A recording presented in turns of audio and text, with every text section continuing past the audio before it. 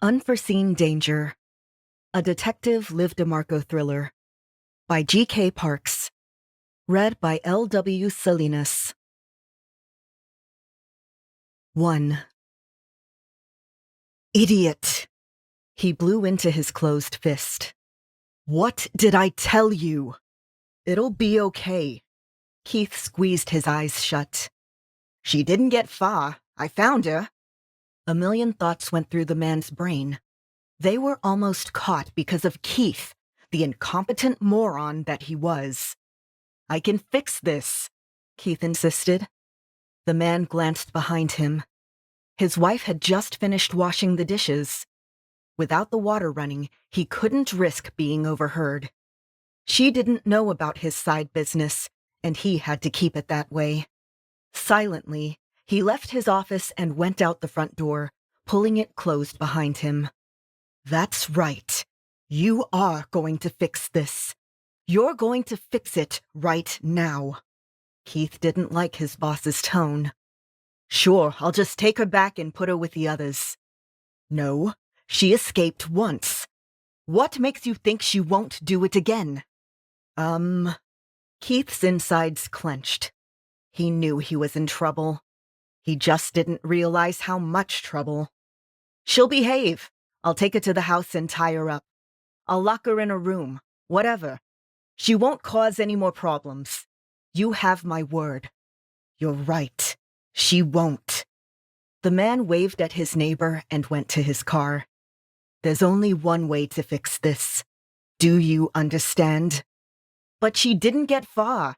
She didn't talk to anyone. No one knows. It's fine. No harm done. It'd be a waste to get rid of her.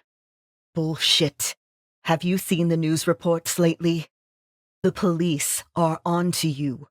To your activities. How long do you think it'll take them to connect you to me? I can't have that. My activities? Yes, your activities. You promised me no one would miss them. That you were careful and methodical. But you were wrong, just like you're wrong now. The police are investigating. They know women are being taken. They don't know why. They're already asking questions. What if someone noticed her? Can you guarantee she didn't speak to anyone?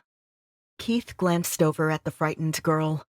She was barely old enough to be considered a woman, and he regretted every decision he made that led him to this point. Does she even speak English? Frustrated, he let out another sigh. It's time I clean house. I never should have trusted you with this. I didn't have these problems until you came along. But sir, you don't understand. This is not my fault. No, you don't understand. The man gripped the steering wheel tightly. He'd been running this operation for years and never encountered a problem. But the moment he brought on this new guy, everything went to hell. If he didn't cut ties, he'd get caught. And he couldn't afford that. He had built an amazing life for himself. He couldn't let one idiot sabotage everything. Kill her and don't leave a mess. Keith cursed. Yeah, all right. Make sure it can't be traced back to me. Don't worry, boss. I got this. I doubt it. The man stared out the windshield at the manicured lawn, the flower garden, and his expensive house. He never would have been able to afford any of that on his salary, and Keith's mistake could cost him everything. His wife, his wealth, and his perfect life. You remember how I took care of you, paid your debts, got those dealers off your back, and made sure your son's treatments were covered? Yeah, and I appreciate that. Circumstances have changed. Come on, man. I told you I'd take care of it. You caused it. Now fix it. Heads up, Liv. We got movement. Detective Brad Fennell, my partner, said. Copy. I leaned against the brick wall. After a few ineffectual clicks from the empty Zippo, I tossed the lighter into my bag and rummaged around for a spare. The cigarette dangled from my lips. The man walked right past me. I didn't look up, but I felt his eyes travel the length of my body. He didn't slow or stop. When he was a safe distance away, I turned to watch him jog up the steps of a nearby apartment building. "False alarm," Brad said in my ear. No kidding. I gave up the search for the non-existent lighter, tucked the limp cigarette behind my non-radioed ear, and glanced around. "How long have we been out here?" "A little over 5 hours. Are you all right? Do you need a break?" "I'm fine. Just tired, bored, and a little cold." "You should have gone with regular nylons. Fishnets don't provide much warmth." "Speaking from experience?" He chuckled. "Just observation. One has large holes, the other doesn't. It's science. Kind of like how you need butane to get the lighter to work." "You know I don't smoke, and no matter how bored I get, that's not going to change." I ducked my head down to hide the grin. "Besides, Emma would kill you if I took up smoking." "Why would that be my fault?" "I don't know. You're my partner. You're supposed to have my back. She would see it as a failure on your part." An evil thought crossed my mind. "She'd hang your balls from her rearview mirror. It'd serve you right." "How's that?" Brad asked, clearly confused. "You do realize I can hear you sipping your coffee and crunching on something? Those better not be the chocolate chip cookies my mom made." "You're hungry. Why don't you grab something from the mini-mart?" "Processed oils and refined sugar? Are you insane?" "Fine. I'll save you a few cookies, but your mom made them for me. And I must say, I would have never known they're grain-free. They're delicious." "Bastard." Brad laughed, a deep velvety sound that immediately improved my mood. We returned to radio silence. In the last several weeks, 4 women had gone missing. The first 2 were working girls.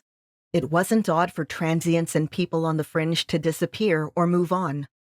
Missing Persons and Vice explained the first 2 disappearances away easily enough, but the next 2 were a little harder to discount. The third woman reported missing, Lila James, was a 20-year-old theater major.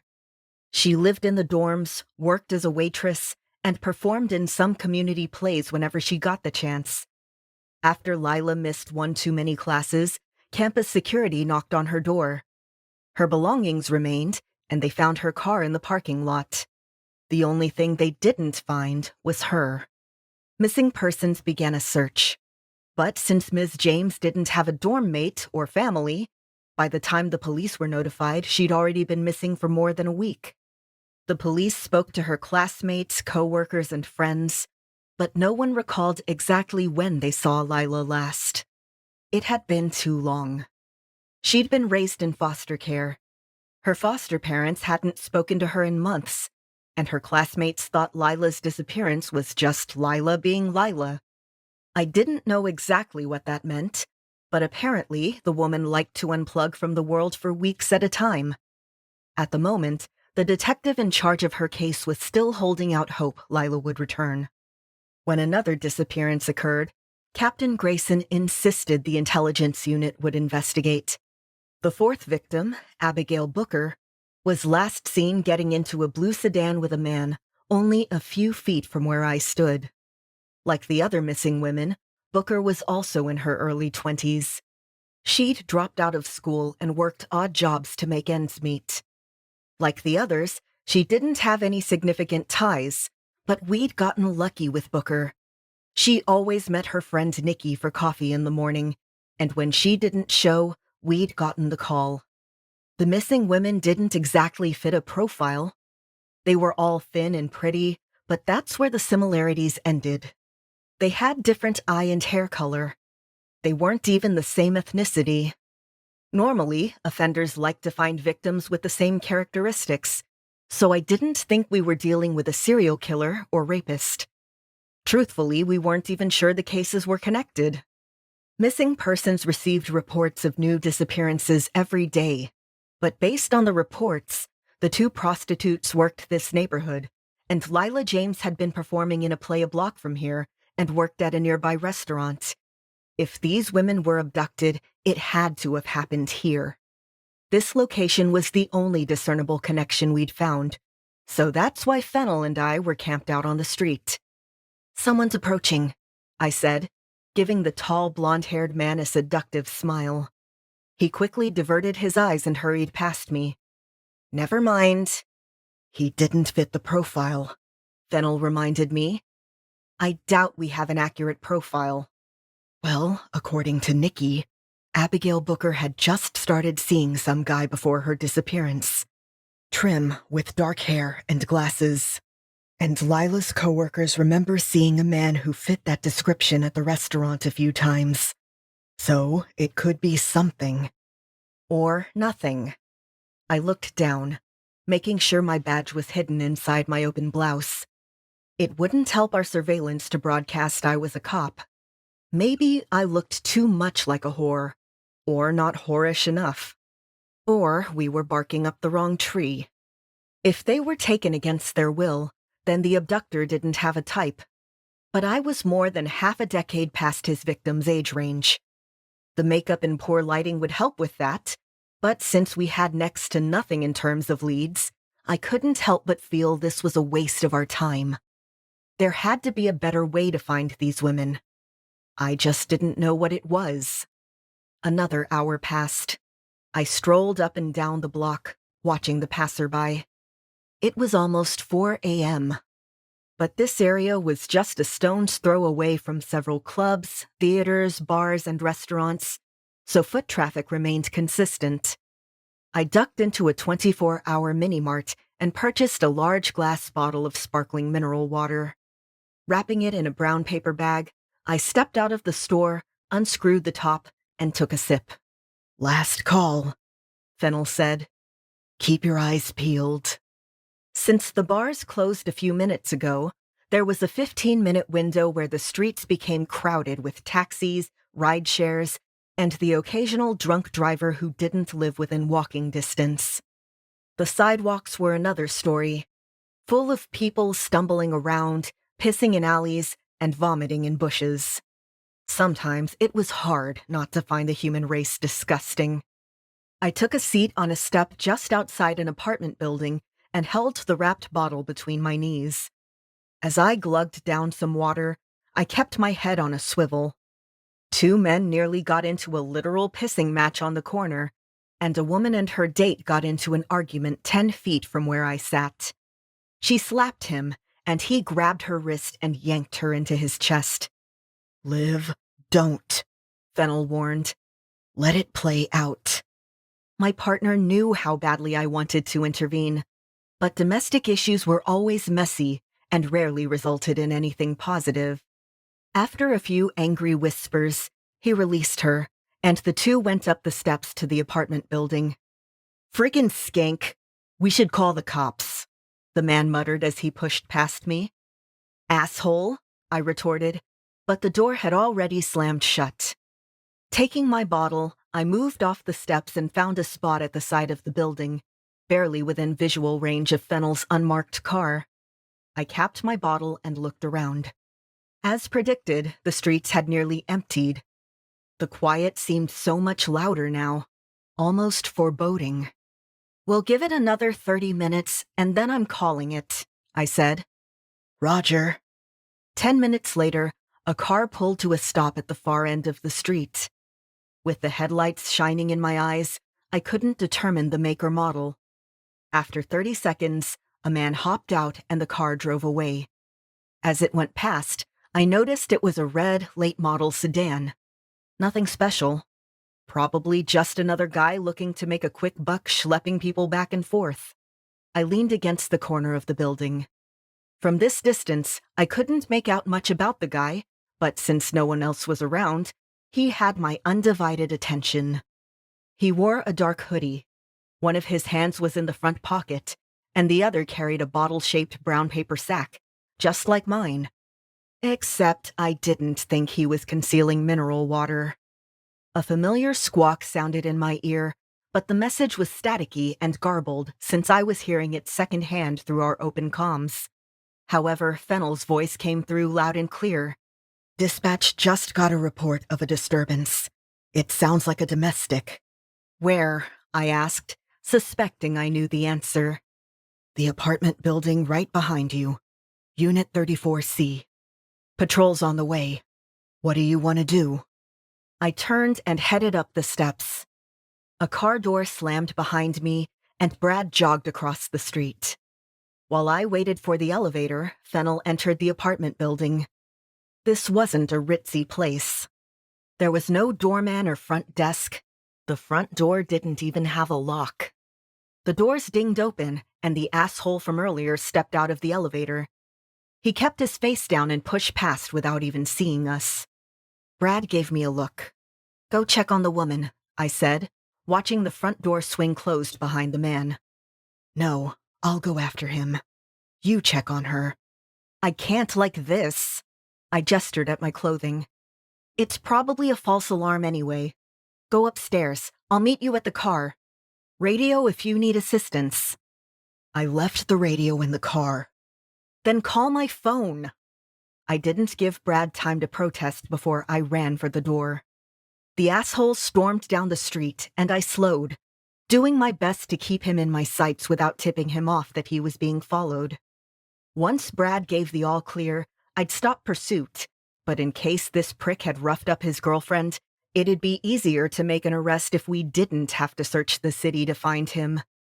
He stopped on the corner, kicked an empty can across the street, and banged his fist against the plexiglass shelter surrounding a bus bench. After a few minutes of working off his aggression, he sat down and leaned forward, scrolling through the numbers on his phone. He sent a text. Then he dialed a number. "Hey man, I know it's late, but can you do me a favor? I'm gonna need a place to stay." He waited. "Yeah, she did. You said she would." He paused again. "Great. Just one more thing. Do you think you could pick me up?" My phone buzzed and I fished it out of my purse. "Yeah?" "She's upset but otherwise unharmed. Patrol just got here." I turned to see the blue and white parked in front of the building. "I'm going to update them and get the details straight. It doesn't look like she wants to press charges, so I'll be down in a minute." "Okay." I pressed the disconnect. The man at the bus stop was oblivious to my presence, too wrapped up in his own drama to be aware of anything else. I kept my distance and slunk away, glad that I'd glued felt tips to my heels to keep them from making too much noise on the quiet street. Despite everything, my cover remained intact. I should have been thrilled. Instead, I was annoyed. I'd only gone a few steps before movement in my periphery caught my attention. The man in the dark hoodie was pacing back and forth in an alley. He smashed the bottle he carried into the brick and circled again, putting both hands on his head and tugging at his hair. He wiped his sweaty palms on his pants and rubbed his face. Seeing me, he completely stopped like a deer caught in headlights.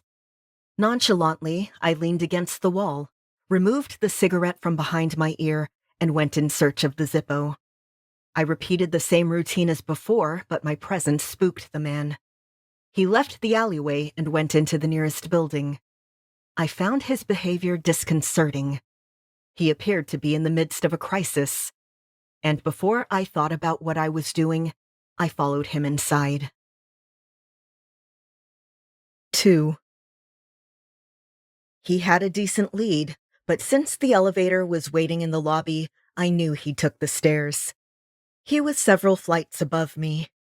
His angry, unintelligible mumbles echoed against the hard, flat surfaces.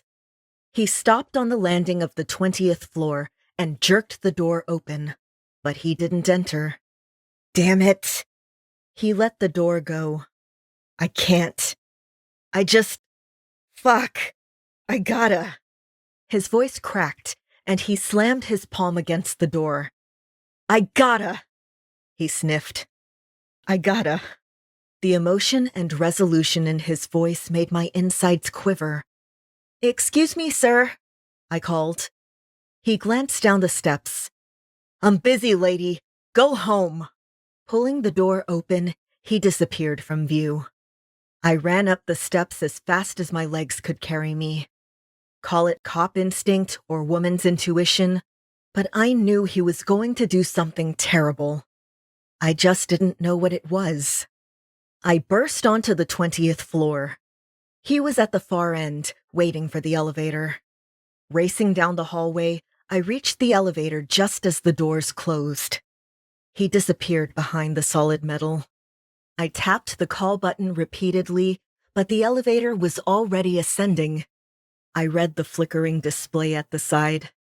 When the numbers continued to climb, I ran back to the stairwell and up the steps. By the time I made it to the top floor, I could barely breathe. Forcing deep breaths into my lungs, I dialed Brad and left the line open. With the phone tucked in the front pocket of my bag, I stepped onto the roof. The man didn't turn at the sound of the door opening or my ragged gasps. His sweatshirt clung to his back, and he stared off into the distance. He stepped onto the ledge, and I was suddenly afraid spooking him might cause him to fall. At the academy, we were taught what to do in these types of situations. But the biggest takeaway was to keep the person calm and wait for help to arrive. The department had professional negotiators and crisis management teams to deal with jumpers. But if I didn't do something soon, he was going to die. He took another step forward. His toe caught on the edge, but somehow he managed to regain his balance before tumbling 38 stories to the ground below. He let out an uneasy chuckle, the perspiration stains growing on the back of his sweatshirt. The sound of my muffled footsteps caught his attention, and he looked behind him. "Mind your business, lady. I told you to go home. Why are you following me? Are you lost or something?" "I don't live around here." He chuckled. "Huh, great. You can get out of here before it's too late. Go." My heel caught and I tripped. I scraped my knee and tore my stockings. Thankfully, the glass bottle inside my bag didn't break, and everything else remained intact. He glanced back at me. "Jesus, you're a pro." "It's better than being an amateur." I brushed myself off and got to my feet. "I could probably show you a trick or two. What do you say? It's a nice night, and it's not like anyone will bother us up here. I'll even give you a discount." "I'm not really in the mood.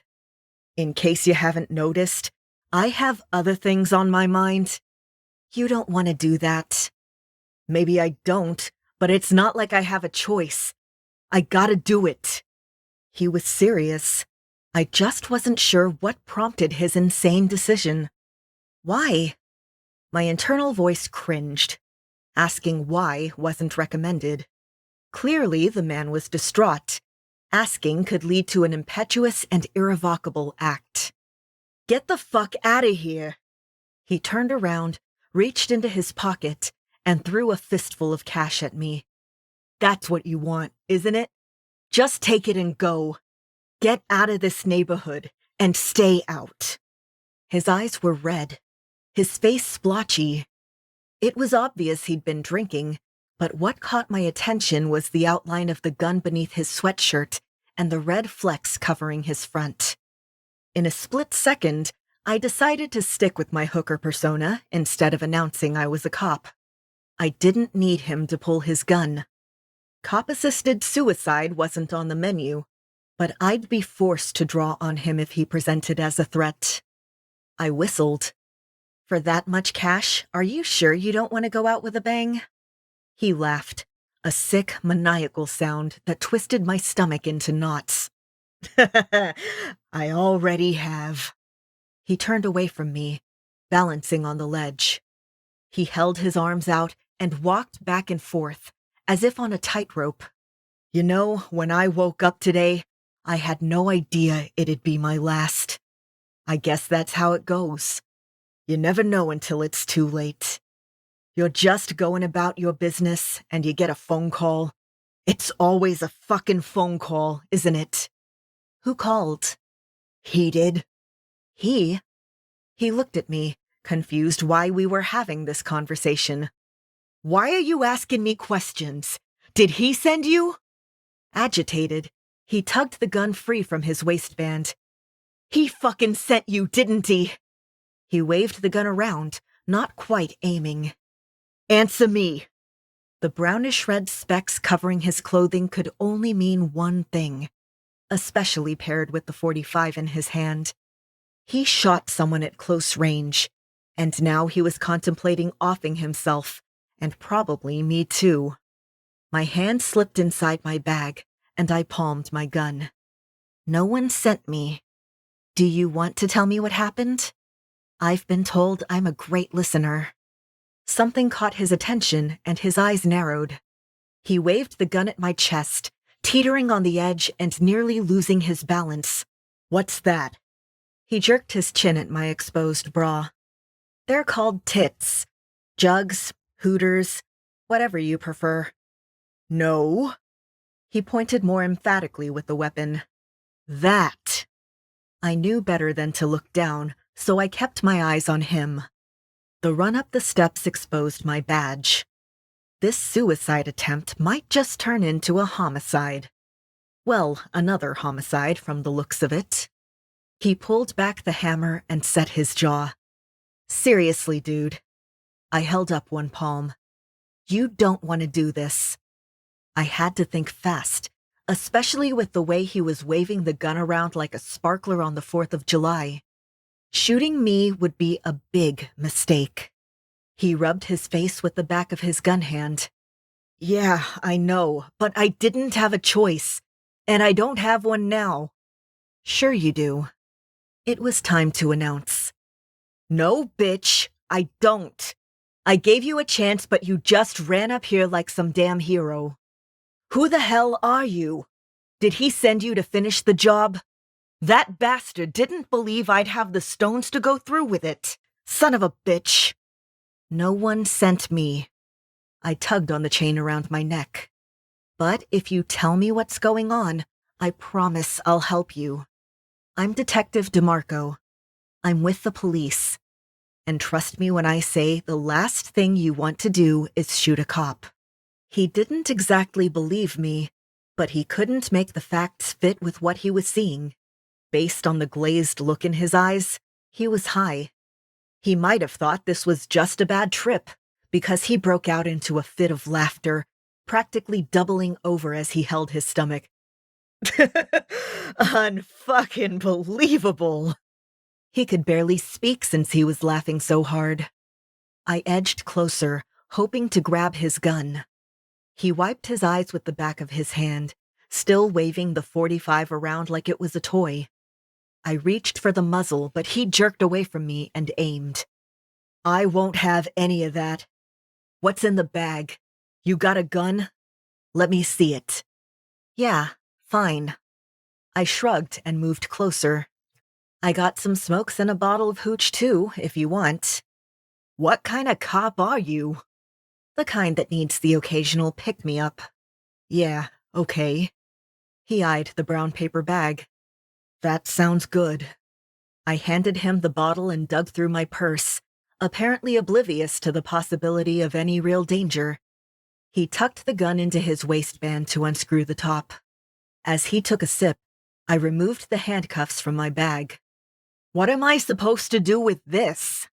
He peeled off the bag and tossed the bottle of water to the street below. I grabbed his forearm and yanked, pulling him off the ledge. He tumbled to the ground and I cuffed one of his wrists. Realizing what was happening, he jerked his other hand away from me and went for his gun. I kneed him hard in the kidneys, leaving a patch of blood from my skinned knee on the back of his shirt. CSU would not be happy about that. He bucked, knocking me off of him like a rodeo bronco. He fired blindly in my direction. The bullets went high and wide, impacting nowhere near me. The gun clicked empty. Obviously, he never bothered to reload before coming up to the roof. By now, Fennel had found us. He burst onto the scene, gun aimed, commanding tone to his voice. Police, freeze! Hands in the air. The man dropped the .45 with a clunk. He looked at me, a desperate plea in his eyes. You can't help me. No one can. On the ground. Brad moved closer. He kept his gun aimed on the man, who rocked back and forth on his heels. Sirens sounded below us. I called it in. Additional units are on the way. Fennel came up beside me, and I clicked the second bracelet around the man's other wrist. Are you okay, Liv? Fine. Fennel turned him around and pushed him against the ledge. Do you have any sharp objects in your pockets? Knives, needles, anything that may stick me? No. The man took a ragged breath. You can't do this. You can't. I gotta do it. I don't have a choice. You don't understand. Just let me go. We'll keep you safe, I promised, watching him tremble and shake. Brad finished patting him down and hooked a hand around his elbow. Come on, buddy. We'll get this sorted.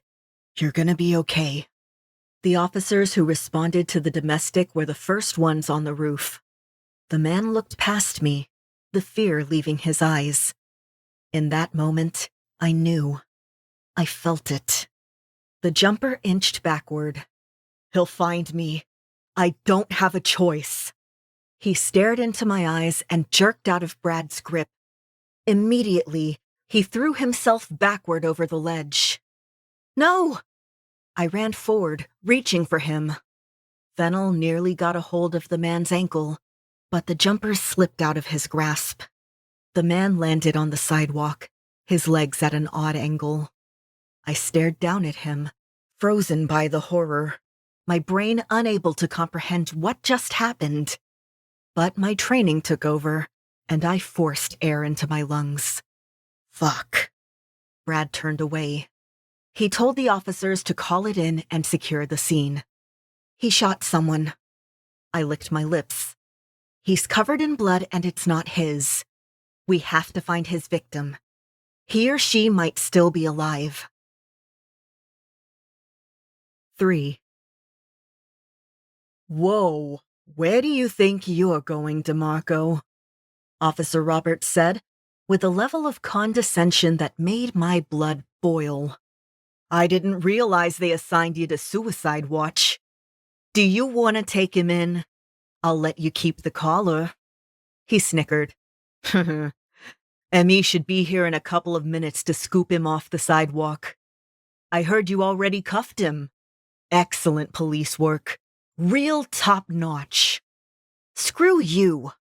I took a step back and let the other patrolman rope off the scene. I pointed to the discarded weapon. He isn't just a jumper.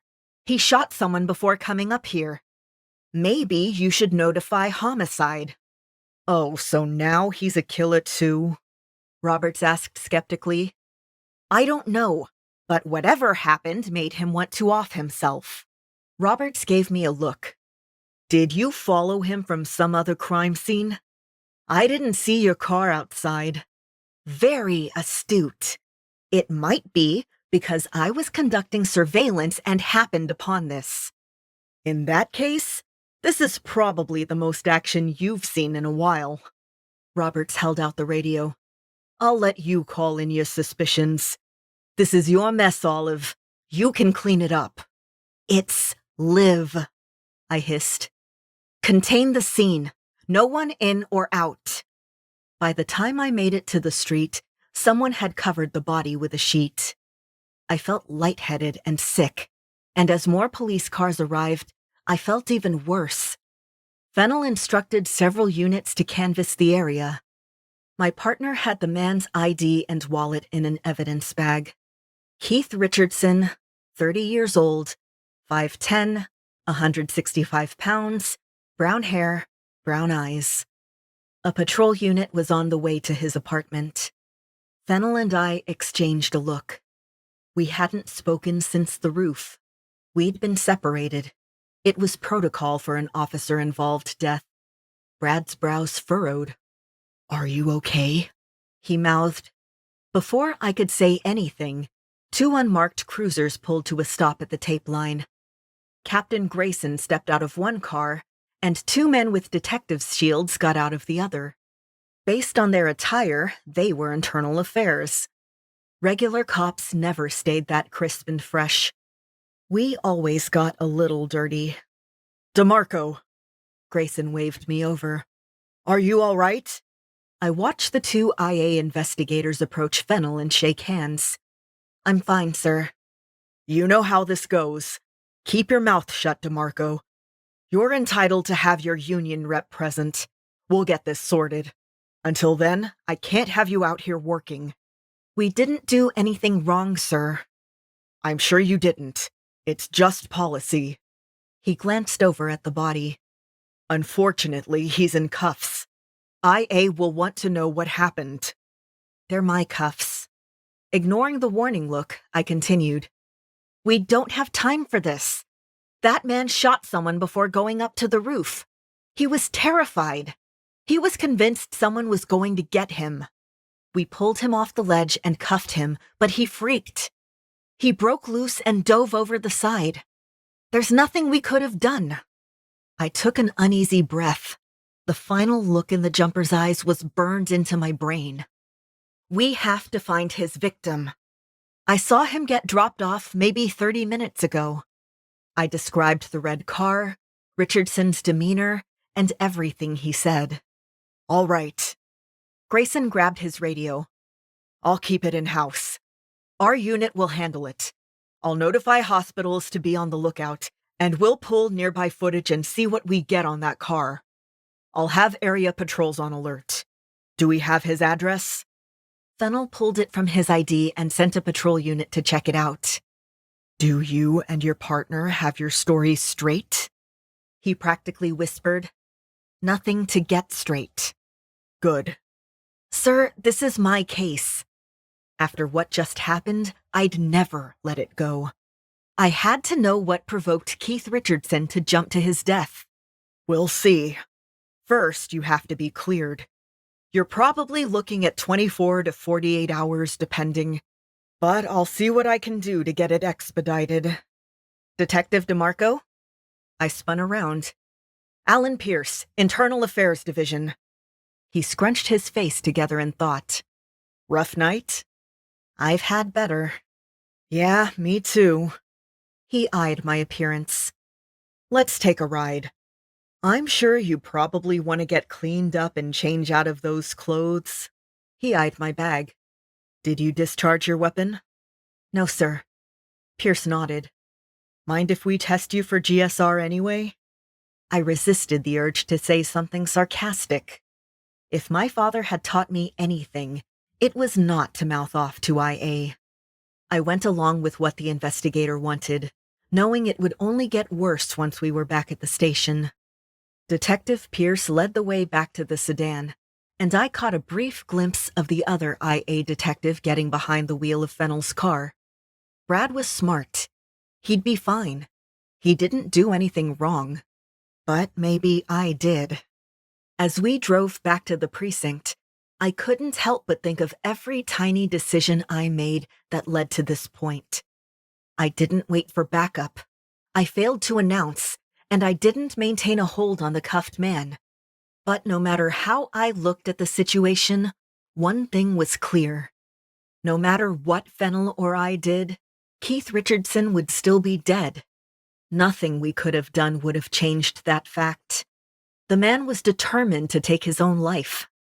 Even if we had managed to bring him in, we'd probably find Richardson hanging in his cell, or worse. "DeMarco," Pierce said, tapping a bead on the steering wheel. "Any relation to Captain Vince DeMarco?" "He's my dad." "How's he liking retirement? What's he up to these days?" I conducted enough interrogations to recognize the tactic. Pierce wanted to create a rapport. He wanted me to believe he was just a friendly guy I could trust. He's keeping busy. He has a new puppy to train. "What kind of dog?" "Don't tell me he got another German Shepherd." "Bernese Mountain Dog." "He'll be huge." "Probably." I gave Pierce a sideways look, letting him know I was onto him. He pretended to ignore the look and went back to tapping a beat on the steering wheel. When we arrived at the precinct, he parked near the back door. "Go get changed and bandage that knee. I'll meet you upstairs." "Yes, sir." The next few hours dragged on. I answered questions, explained the situation, why I was alone, how I came to be on the roof, and handed over my service weapon for inspection. The patrolmen who attempted to assist in the apprehension of Keith Richardson wore body cams, just like most uniformed officers. More than likely, Richardson's last few moments were caught on camera. It'd be easy enough for IA to pass judgment, but as usual, there was red tape and additional factors to consider. When Pierce had everything he needed, I went back to my desk to type my report. Brad was at his desk, but we didn't speak. We knew better. We didn't have anything to hide. We didn't do anything wrong, but IA made even the cleanest cops feel dirty. Fennel finished his report and went to speak to the captain. By the time I looked up again, Brad was gone. Until the verdict came back, we were off duty. After turning in the paperwork, I grabbed my bag and drove home. Home these days was the spare room in my best friend's apartment. Emma didn't mind having me around, or so she said. With all my long-term undercover assignments, I had given up my place. And with work being what it was, I never had a chance to look for something new. Maybe that's what I'd do today. It's not like I'd be able to sleep. Every time I closed my eyes, I saw Richardson's body smash against the asphalt. As I went down the hall to Emma's apartment, I noticed the man leaning against the door. "Hey," I said, digging for my key. "Why didn't you knock? Emma would have let you in." "I didn't want to bother her," Fennel said. "I couldn't remember if she was working days or nights. I thought she might be asleep." He stared at me with those soulful brown eyes. "But we need to talk." "You know we're not supposed to. If IA has more questions, they'll have to bring us both in again and any other cops we've spoken to." "Like I give a shit." I snorted. "Huh. Afraid I threw you under the bus?" "No." I contorted my face in mock horror. "Did you throw me under the bus?" "Liv, this is serious." "I know." I pushed the door open. Remembering Brad's history, I said, "It isn't your fault. I've thought about it and there's nothing you could have done differently." Richardson was determined to end it all. He was hesitant at first. I thought I could reason with him. I tried. God, I tried. Deflating, I sunk onto one of the stools at the kitchen counter. "I heard." Brad opened the fridge and pulled out half the items in the crisper. He grabbed a frying pan, poured some oil into it, and placed it on the stove to heat. "He could have killed you. What were you thinking? You call me and leave an open line, but you don't bother to tell me exactly where you are. Until he threw the bottle off the roof, I had no idea where you were." He angrily chopped the vegetables. "You shouldn't have been there. I told you to check on the woman in the apartment. Instead, you ran off after some asshole. You didn't know if he was armed. What the hell were you going to do?" "The same as you. And that guy wasn't the problem. Richardson was." I glared. "Since when did you become so sexist?" "I'm not." Emma stepped out of her bedroom, dressed in leggings and a tank top. Her rolled-up yoga mat hung from her shoulder, but from the look on her face, I wouldn't be surprised if she decided to wield it like a club. "Bradley," she said, her voice an icy warning. "Do you want to tell me what's going on in here?" She eyed me, cocking her head at the side of my shield still hooked to my belt. "Is this your lunch break or something?" "No." Brad stared at me. "Why don't you tell her what you did tonight, Liv?" I maintained eye contact with him, even as he continued to chop the veggies. Maybe he'd lose a finger. It would serve him right. Damn, you did throw me under the bus. Liv? Emma tugged on my arm to get my attention. Talk to me. What's wrong? I ignored her, my focus sharp on my partner. What did you tell IA? Nothing, Liv. I didn't tell them anything. Just what happened. You know I would never do something like that to you. But you owe me an explanation. What the hell were you thinking going after that guy alone? And on the roof? He slammed the knife down, his breath catching. He spun around, leaned against the sink, and stared out the window. Richardson shot at you. He could have killed you.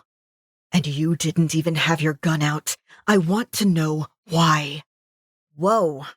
Emma dropped her yoga mat on the floor and sat on the stool beside me.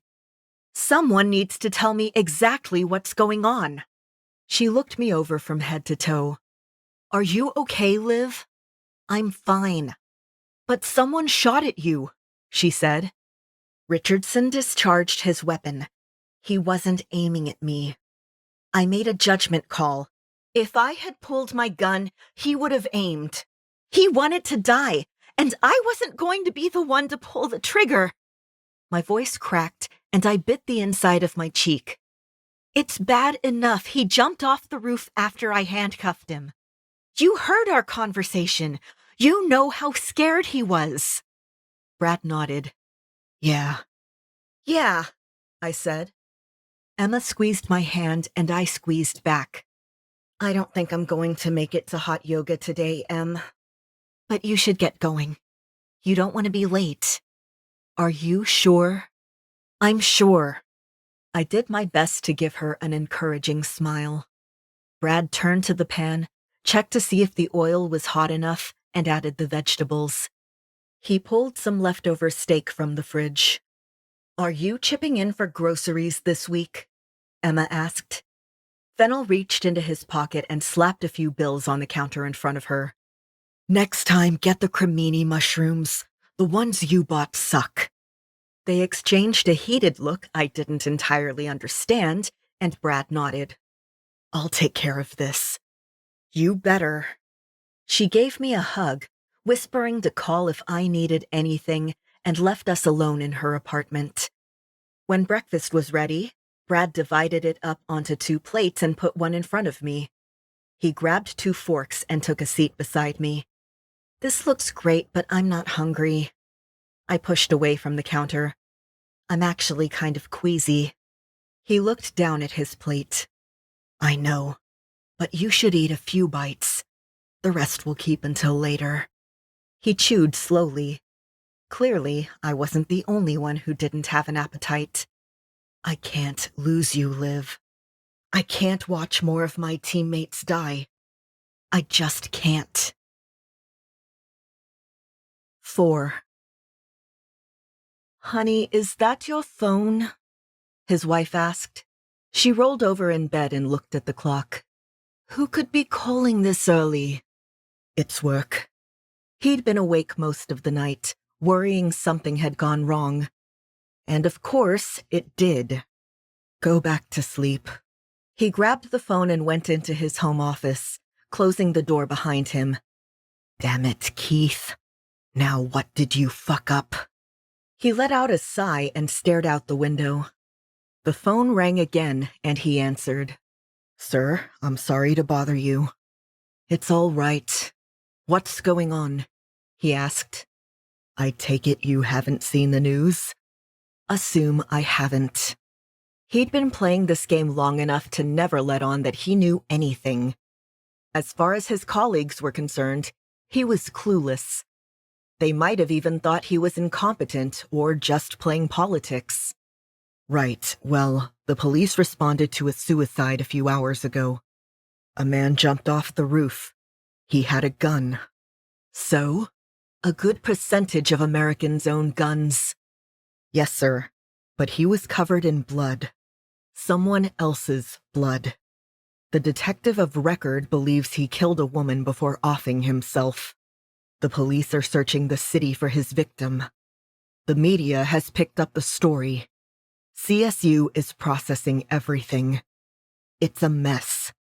I just wanted you to be prepared. I didn't want you to get bombarded when you arrive. Thanks for the heads up. I'll see you later. Do you need me to revise your schedule?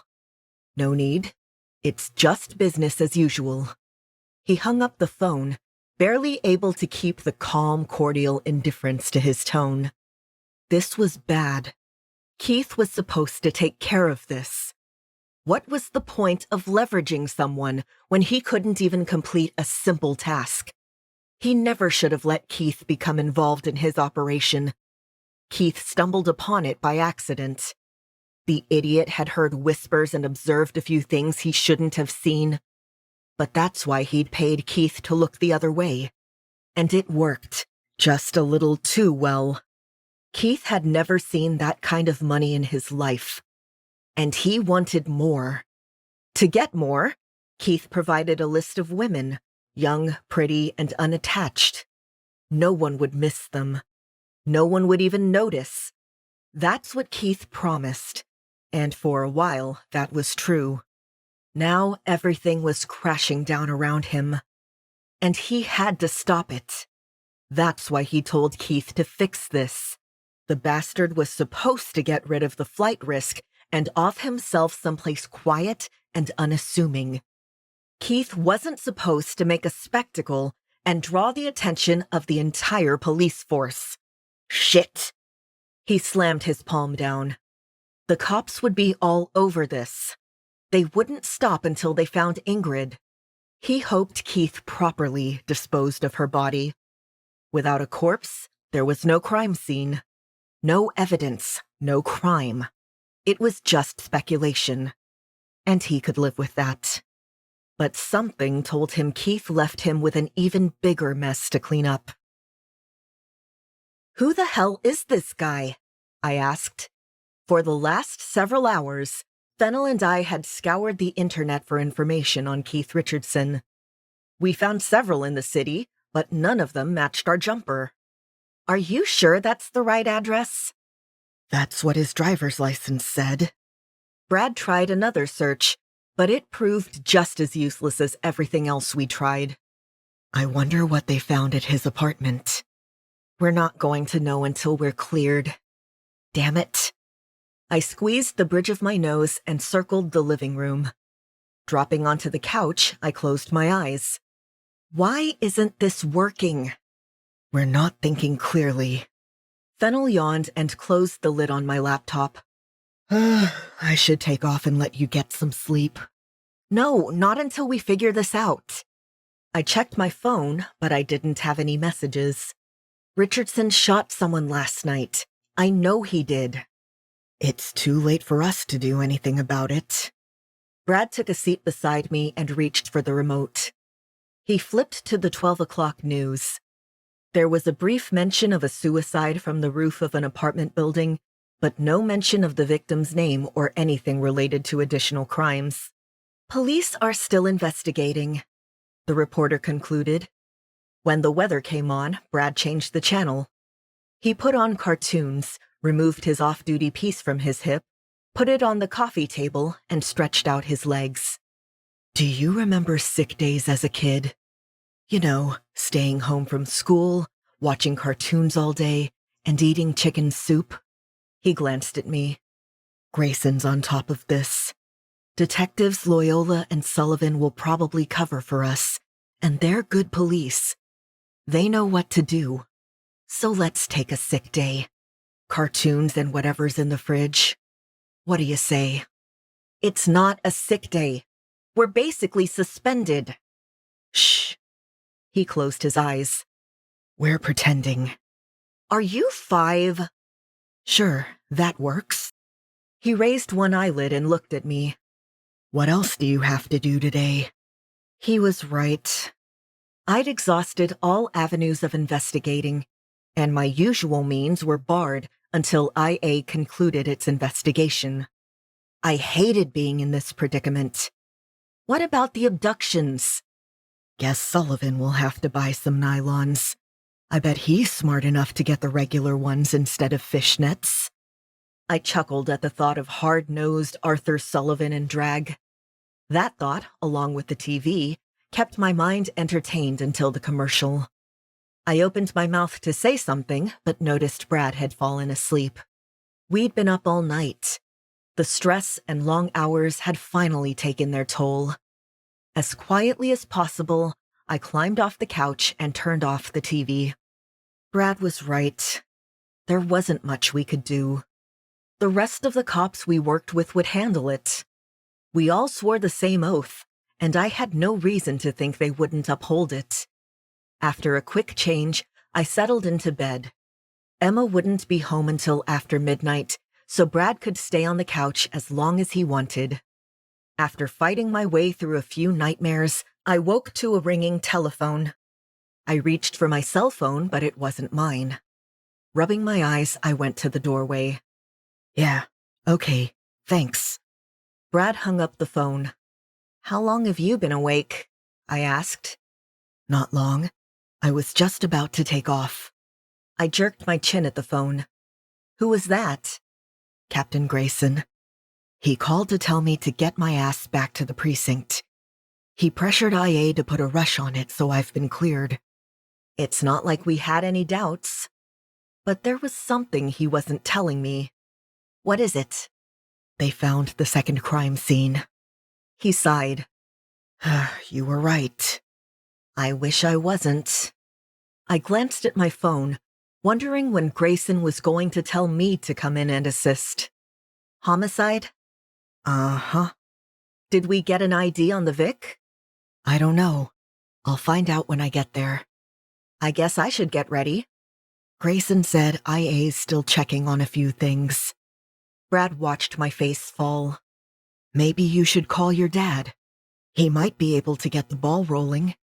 I don't want to see you jammed up over this. I'm not going to have Vince DeMarco pull strings on my behalf. That's exactly why half the department thinks I'm a detective. I refuse to prove them right. I can do this on my own. All right. Let me see what I can find out. I'll call if there's something you need to know. He snorted. Huh. So much for a sick day. After Brad left, I ate breakfast, even though it was late in the afternoon, and went for a run to clear my head. My phone rang, and I answered, out of breath. It was Dad. By the time I got back to the apartment, Vince DeMarco was waiting inside for me. Jesus! I lowered my gun and clutched my chest. You know better than to break and enter. My dad held up the spare key Emma had given my parents. I have a key, but nice try. What are you doing here? I told you I was fine. Did Fennel call? I told him I could take care of this myself. Your partner didn't call. My old partner did. Captain Grayson? He told me what happened. Are you okay, honey? You should have called me. It's fine. I'm fine. IA's just doing their job. I'm sure I'll be back to work soon. Did you contact your union rep? I can make a few calls. I know a couple of guys down there. They can recommend a good lawyer. I don't need a lawyer. Okay, but you know it's my job to worry. Have you eaten dinner yet? I shook my head. Now you sound like Mom. Ooh, low blow, he teased. But under the circumstances, I'm taking you out to eat. We can talk, not talk, whatever you want. You don't have to do that. I'm okay. I'm just waiting to go back to work. Seriously, honey, you'll be doing me a favor. Your mom left me to fend for myself tonight so she can paint a pot or something. He rolled his eyes. I don't get it. I tried to explain the appeal of painting coffee cups and other ceramic knickknacks while drinking wine and chatting with friends, but the concept was lost on my dad. Frankly, it was a little lost on me, too. Emma would have been able to explain it better. After all, she's the one who introduced my mom to the concept in the first place. Giving up, I showered and changed and let Dad take me to my favorite restaurant. Maybe Brad had the right idea and a sick day was just what I needed. 5. Who is she? I flipped through the crime scene photos, stopping on a close-up of her face. We don't know. She didn't have an ID. Her prints aren't in the system. Emmy's checking dental records, but they haven't found a match yet. Based on liver temp, she's been dead for a little over a day. Brad leaned closer. She was killed during our estimated window, a few hours before Richardson took the plunge. I'm not sure how Homicide felt about us taking over their crime scene, but it's one less on their plate. So they should thank us. 45? I pointed to the 3 bullet holes in her chest. Yeah. Brad rocked back in his chair. Same caliber as the gun Richardson had. CSU pulled the casings off the roof. Same type we found near her body. He flipped through the papers and pointed to an evidence photo. Ballistics should be back any minute, but I'm guessing this is the woman Keith Richardson murdered. The coroner estimated she was between 18 and 25. Young, blonde, and pretty. Anyone report her missing? It had been a day and a half since the incident on the roof. By now, someone should wonder where she was. Not yet. I asked my buddy in missing persons to keep his ear to the ground. He'll let me know. What's Jane Doe's connection to Keith Richardson? I don't know yet. We've hit a snag. It appears our jumper isn't who he claimed to be. I noticed. I leafed through Richardson's file. The address listed on his driver's license was bogus. The house belonged to a married couple, who, according to property records, had lived there for 35 years. Officers questioned them, but the couple never sublet or took in tenants.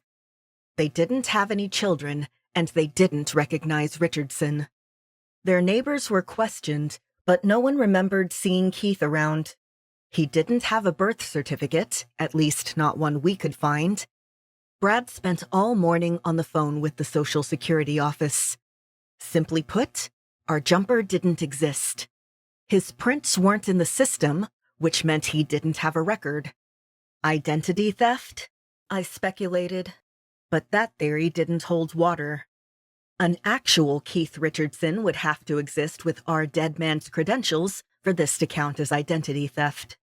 It doesn't look like it. He didn't have any credit cards on him. You found the cash on the roof. I anchored my foot on a metal rung and swiveled back and forth, replaying every single thing Richardson said to me. He never told me his name. He never told me much of anything, except that someone made him do it. Why did you jump? What were you so afraid of? Unfortunately, the copy of his license couldn't answer my questions, and neither could Fennel. Rubbing my palms together, I climbed out of my chair. I'm missing something and I can't see it. Want to take a drive and check out the second crime scene? Brad grabbed his jacket and followed me down the steps. Even though I only missed one full shift and part of another, I was a million miles behind. This is why I hated sick days as a kid.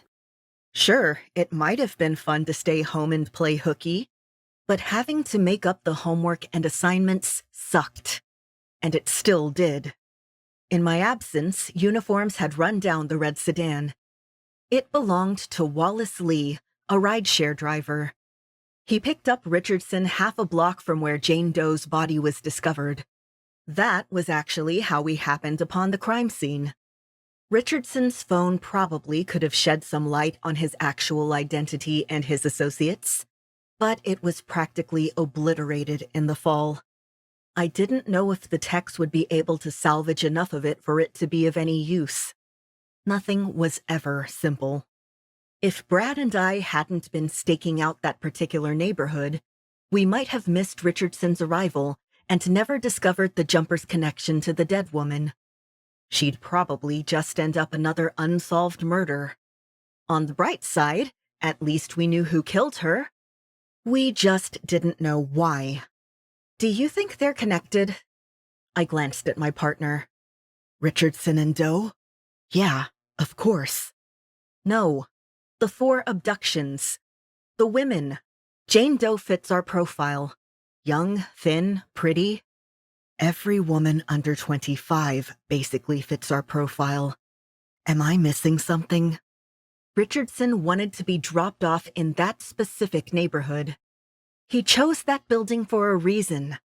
Do you really think it was a coincidence we just happened to be there? Dumb luck, Brad suggested, but he didn't believe it. Did anyone in the building recognize our jumper? The canvas didn't turn up much of anything. We got a few maybes, but nothing solid. A thought flitted across my brain. He told me to go home, and when I said I didn't live around there, he said that was a good thing. The guy was off his rocker. But from the corner of my eye, I could see Brad flip through the photos. Do you think he shot Jane Doe and caught a ride home? I don't know. If you were going to kill yourself, where would you do it? My mind went to dark places, remembering the day I found Brad unconscious in his living room. He said it was a mistake. He just needed an escape and had way too much to drink. But ever since that day, I worried about him. Probably more than I should. He mulled the question over. I don't know. I've never thought about it. What about you? Most suicides do it somewhere they're likely to be found. At home, the office, somewhere with meaning. Do you think he lived inside the building? Possibly. He knew exactly where to go and did a decent job avoiding me. I'd bet my paycheck he's been inside the building before. I have a hunch. After we're done here, let's swing by the restaurant where Lila James works. And we should talk to Abigail Booker's friend again, too. Realizing what Brad was thinking, I could practically kick myself for not having thought of it first. Trim, dark hair. You think Richardson abducted those women. But where are his glasses? Maybe he has contacts. He reached for his phone, hitting one of the programmed speed dials. I'll ask the coroner to check. I'm surprised we didn't get the official report yet. Only the preliminary evaluation had crossed my desk. They hadn't even begun the autopsy. Not that we really needed one. I was no doctor, but I knew damn well what killed Richardson. Have you seen the toxicology screening? No, but I'd say he was on something besides the booze. Brad held up a finger to keep me quiet, while he asked one of the assistants about the contact lenses. She promised she'd have the coroner check and someone would get back to us soon. Thanks, Carrie. He smiled and hung up. Carrie, huh? I shook my head and chuckled. Are you still seeing her? From time to time. Why? No reason, but I don't want this to end badly for us. Us? Explain that to me, Liv.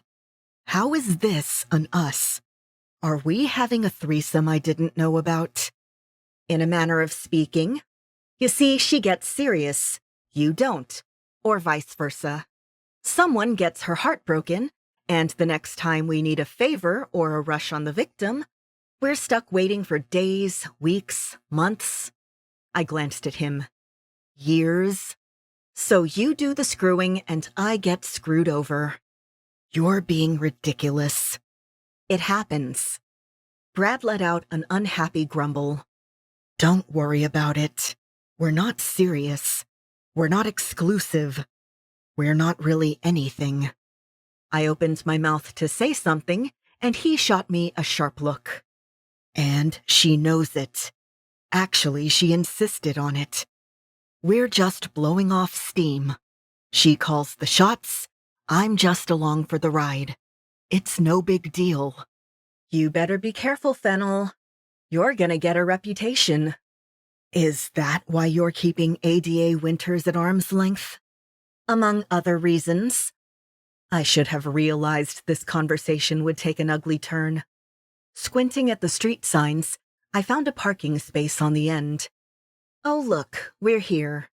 Spotting remnants of the crime scene tape, I opened my car door and took a deep breath. I had no idea what to expect, but from Fennel's rigid posture, I automatically assumed the worst. CSU had processed the scene. Everything had been swabbed and printed. The killer didn't bother to conceal the crime or his involvement. He didn't care if he was caught. He probably figured by the time we discovered her body, he'd already be dead. And he was. "We wouldn't have found her if we weren't looking," Brad said. "I just wish we knew why this happened." Me too. Actually, I was surprised Captain Grayson was allowing us to investigate. The killer was dead. The case was closed. "She was behind there." He jerked his chin at a shredded and stained mattress. "He probably found it near the dumpster and used it to conceal the body. Patrols actually thought a homeless person was using it as shelter, since it was propped up at an angle against the wall." I bet that officer was quite surprised. I knelt down, searching beneath the dumpster. "Did they check the trash?" "Yep." I brushed my hands on my pants and straightened. Jane Doe didn't look homeless. She didn't have a wallet or ID on her, but she had a gold bracelet, right? Brad nodded. So it probably wasn't a mugging. Not that we found any indication on Richardson's person to think he was a mugger. He had plenty of cash, though. So maybe we shouldn't rule it out completely. Fennel and I often took turns playing devil's advocate to keep our theories from becoming too insular. But in this instance, I didn't appreciate it. Why kill her? I spun around the tiny alcove. Several trash bins lined both sides of the triangular opening.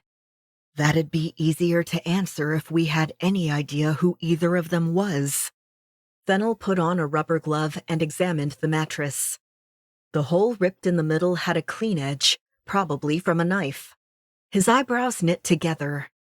"What is it?" He removed the label. "This came from the monthly stay condos. See the name?" "Is there a room number?" "No." I doubt Richardson carried the mattress out just to hide the body.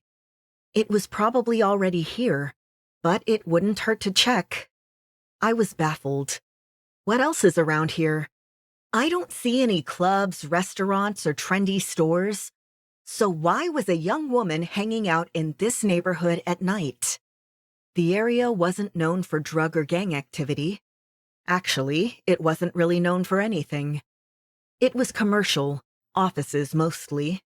Everything shut down by dinner time. Let's find out.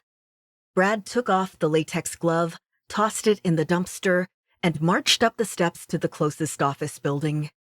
He smiled at the receptionist and flashed his badge. "Detectives Fennel and DeMarco. I just need a moment of your time, ma'am." The gray-haired woman at the counter looked up with an automatic smile.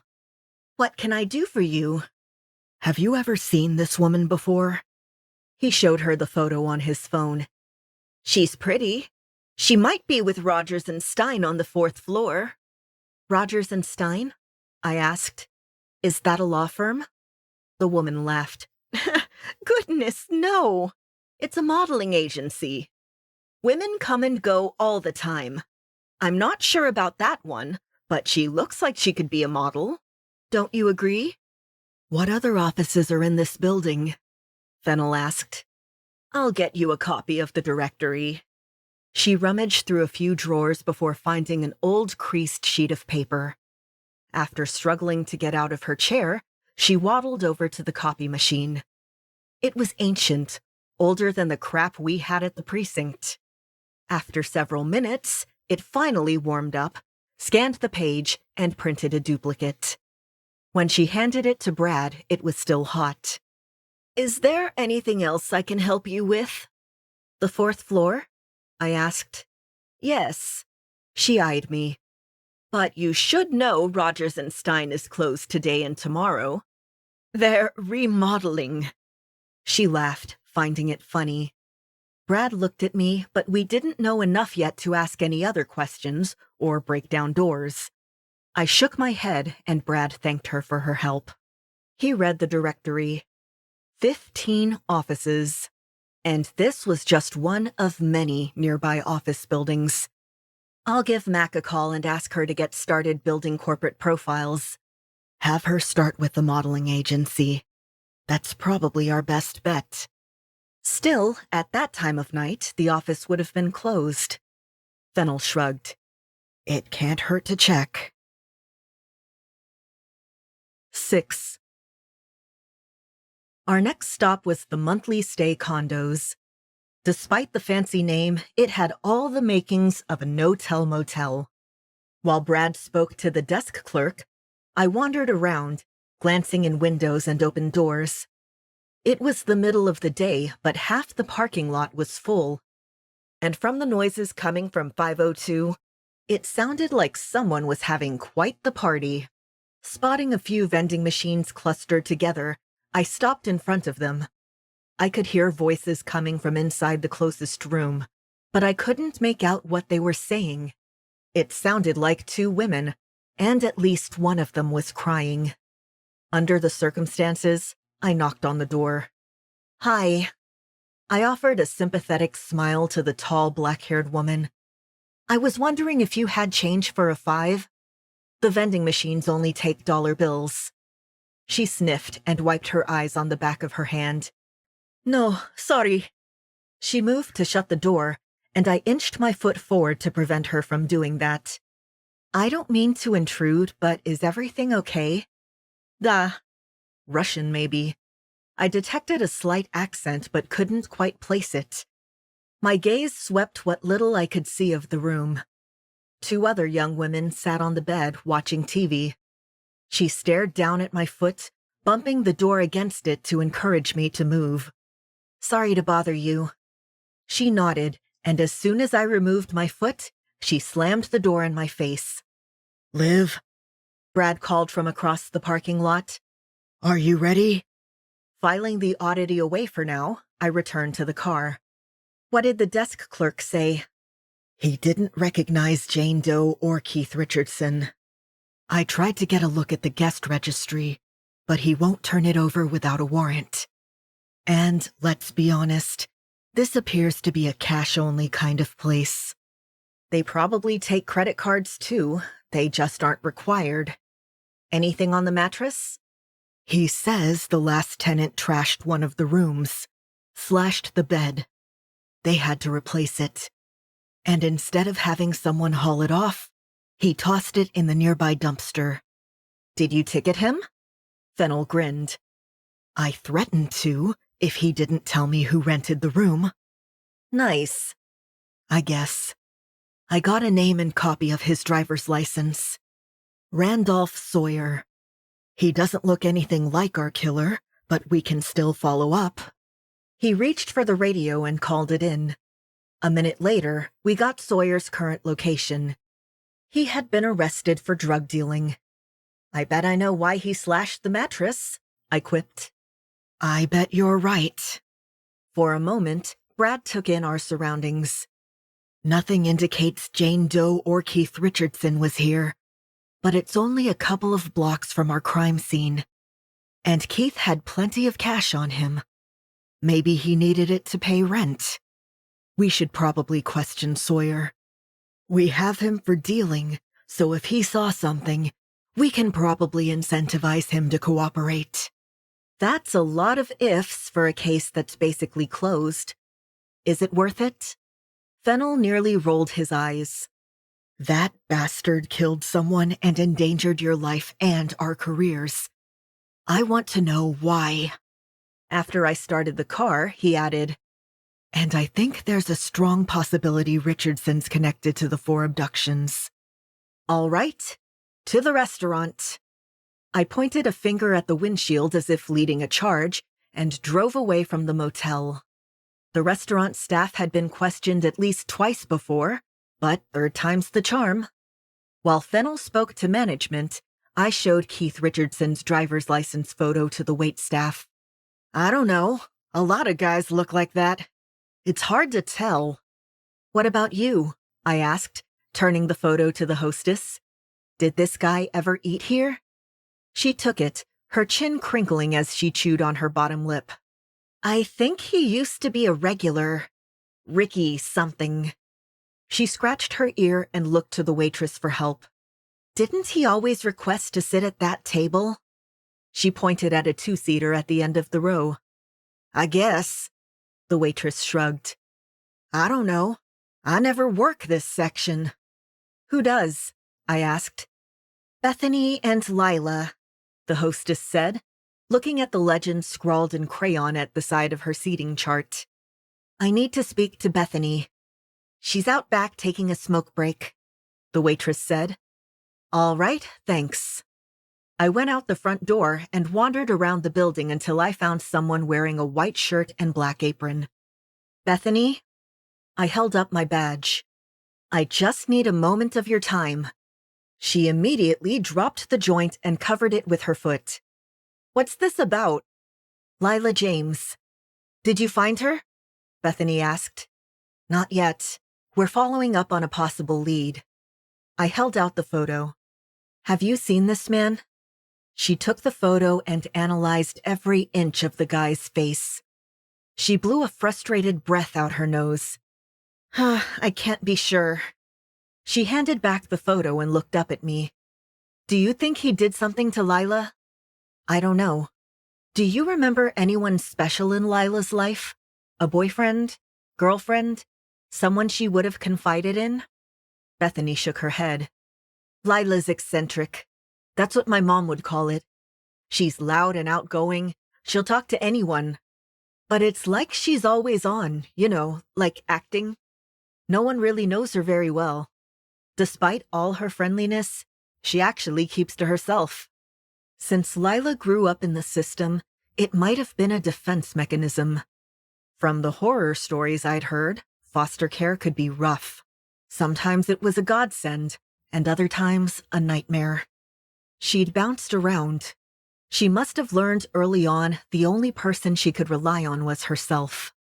That's why no one reported her missing. She didn't depend or trust anyone enough to let them get close enough to miss her. I handed Bethany my card. In the event you remember something, even if it's insignificant, give me a call. Bethany stared at the card for a moment before putting it in the front pocket of her apron. Some of the others were talking.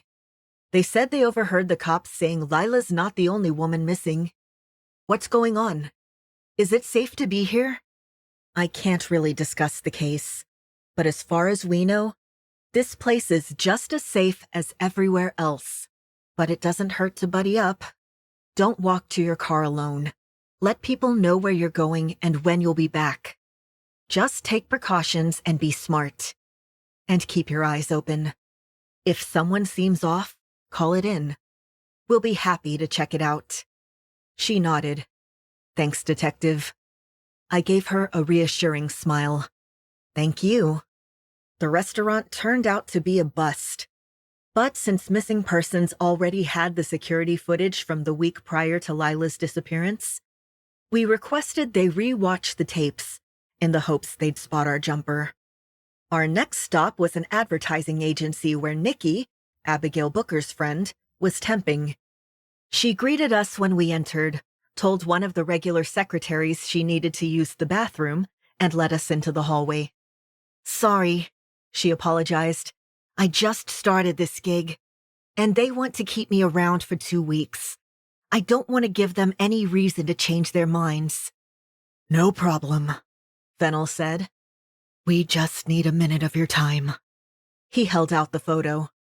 Nikki stared at it for a moment. That's him.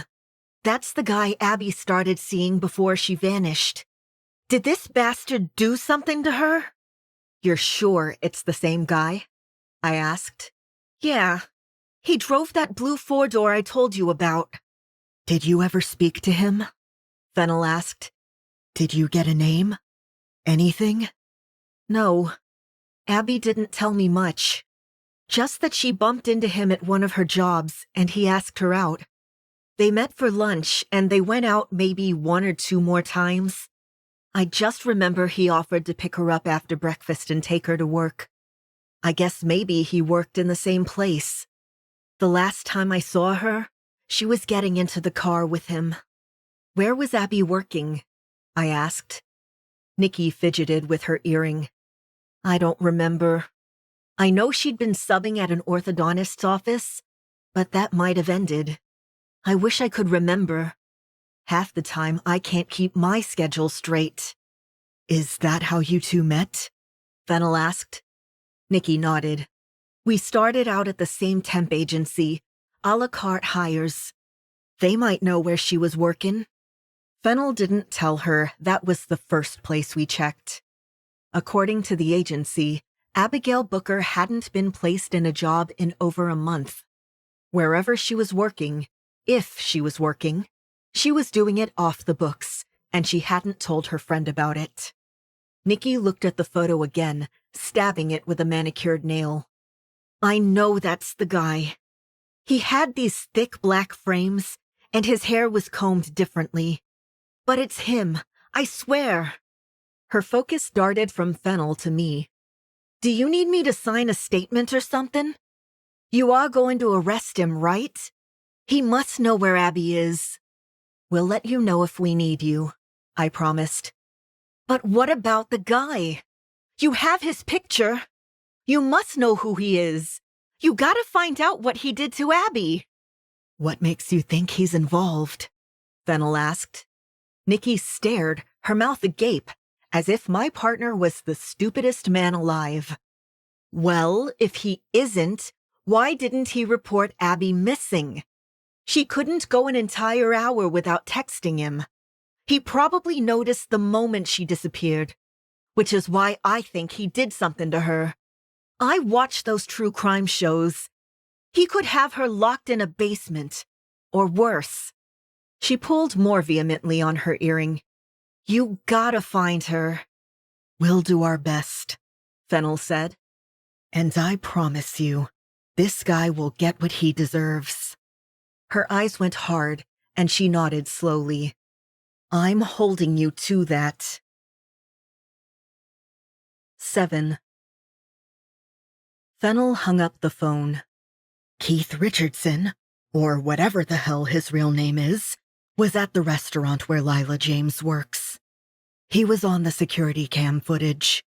He came in every day the week before she disappeared and always sat in her section. He requested it, I said. Yeah, but he never spoke to the other waitress. Brad scratched his cheek. What was her name? Bethany. He snapped his fingers. Yeah. So why was Lila so special?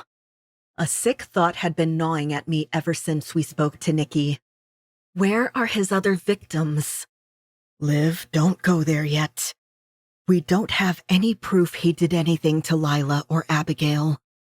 I hated when Brad tried to coddle me with his optimistic bullshit. So where the hell are they? I shuffled through the papers cluttering my desk. And where is the damned coroner's report? I pushed away from the desk. Fuck this.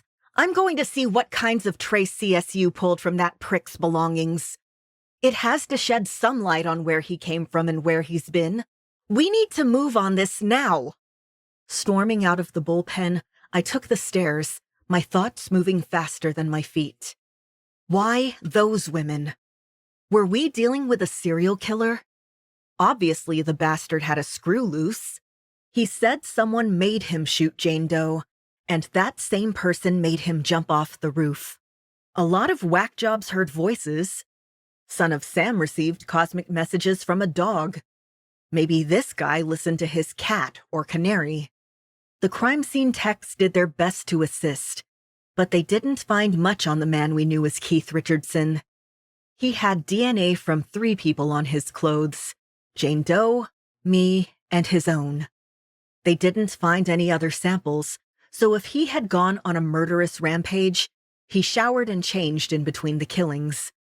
His clothing was basic, everyday wear that could be purchased from any mall.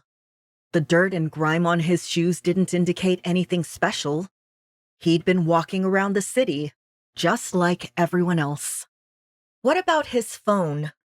I picked up an evidence bag and shifted the fragments around. Nikki said he and Abigail texted, but Abigail's phone records showed messages to an unregistered burner. Could this be the same phone? It can't be salvaged. I squeezed my eyes closed and bit back a curse.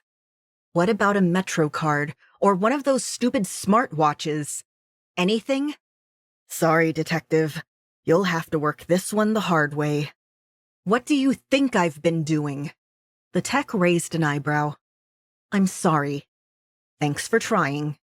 What about Jane Doe? Anything on her? She's a bit more interesting. He held up a gold bracelet. We found this. Based on her build, she might have been a dancer. I examined the ballet slipper charm hanging from the bracelet. Anything else? It's probably nothing, but we found this next to the dumpster near the body. We're not sure it's hers. He held out another evidence bag, and I looked at the miniature snow globe of Berlin. I flipped it over, but the few words on the worn label were written in German.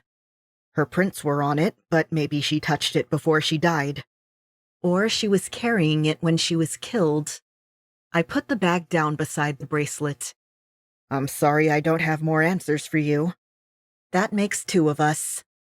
I apologized again for my outburst. At least 2 women are still missing. We need to find them. The tech nodded, but when I left, I heard him mumble to himself. Then maybe you shouldn't have let the killer fall off the roof. Yeah, I thought. Too late now. Fennel looked up when I approached the desk. I just got off the phone with Carrie. The coroner is going to start Richardson's autopsy in a few hours. About damn time. Brad nodded. The captain wants to see you. Great. Nonplussed, I crossed to his office and knocked on the door. Grayson waved me inside and told me to shut the door. Sir? Take a seat, Liv. Detective Fennel told me the abductions and our jumper are connected. Some jumper? He's a killer. I leaned forward in the chair, my elbows resting on my knees, while my right leg jittered up and down. The unspoken assumption hung heavily in the air between us. The women we'd been desperately searching for were probably dead, killed by that bastard. A coward, really. He was too afraid to face the consequences, so he took the easy way out. Captain Grayson cleared his throat. Internal Affairs didn't find you at fault, but they brought some things to my attention that we should talk about. Now's not a great time. We're behind the 8 ball on this case. We have been since the moment we caught it. I moved to stand, but he put up a hand to stop me. Sit down, DeMarco. I didn't dismiss you. Sorry, sir. I sat up straight, feeling like I'd been called to the principal's office. Your work undercover is exemplary, but it's led to some bad habits, and you need to break them fast. You have a partner for a reason. He trusts you to have his back, so you need to let him have yours. But, Captain... I tried to interrupt, but Grayson silenced me with a wave of his hand. I don't care what IA decided. You shouldn't have been up on that roof alone. And if a suspect pulls a gun, you damn well better clear leather. Do I make myself clear? Yes, sir. He sighed. Until I'm sure you'll take these lessons to heart, you don't go anywhere without Fennel. If you have to take a leak, he'll stand in the ladies' room and hold your handbag. Is that understood? Absolutely. I glanced uncertainly at Grayson. May I go? Yeah, go. But Liv, I refuse to tell Vince something happened to his only daughter, so you will not put me in that position. Yes, sir. Understood. Frustrated, I returned to my desk. Laura Mac Mackenzie sent the business profiles to my Dropbox. For the next few hours, I read the details and ran additional searches. With any luck, Keith Richardson worked at one of these places. Of course, since that wasn't his name, I had to look through the employee databases, and a lot of those weren't public. I made some calls, but no one wanted to cooperate. We'd need a court order. I just didn't know if we had enough to get one. Logan Winters, the ADA greeted. Attorney extraordinaire and part-time miracle worker. How may I help you? Do you always answer the phone like that? Only when you call, Detective. How do you know it was me? I'm clairvoyant and know how to read a caller ID. I looked down at my desk phone. I didn't realize you knew the number. Anyway, do I need to press 2 for Miracle Worker? Exactly how does this work? Tell me what the problem is. So I did. It might be a tough sell, but since you have a witness who claims one of the missing women met the killer while at work, I'll get the records for you. If you can come up with a reasonable list of places Abigail Booker worked around the time she met the killer and disappeared. I'll send over a la carte hires records. According to them, she hadn't been placed in over a month. But she might have met her abductor before that. And, Winters, I need to see a la carte's employee database, too. No problem, but I'm adding it to your tab. If I remember correctly, you're the one who owes me. Did you forget about that stakeout you roped me into? Fine, deduct it from my tab. Does this make us even, Liv? Not yet. Then let me take you to dinner. I'm going to keep asking until you agree. That's bordering on sexual harassment, I playfully reminded him. It doesn't have to be a date. It's a dinner between colleagues. Just think about it. Let me know what you decide. But I gotta jump off here. I have to prep for court and get someone to put in the paperwork for those records. I hung up the phone and rubbed the kink in my neck. It was progress, but I couldn't help feeling we were on a clock. If the missing women weren't dead, they were in grave danger. We had to find them fast. Brad's phone rang and he blindly reached for it. His eyes remained glued to the intel he was analyzing. Detective Fennel. He shot up from his chair. What? Instantly, I tensed. I knew that tone. I stared with bated breath. What? He repeated. My eyes darted around the room, but I didn't notice any signs of danger. No one else seemed nearly as perturbed. This was an isolated incident, specific only to my partner. My mind went to worst-case scenarios. Don't do anything. Don't touch anything. I'll be right there.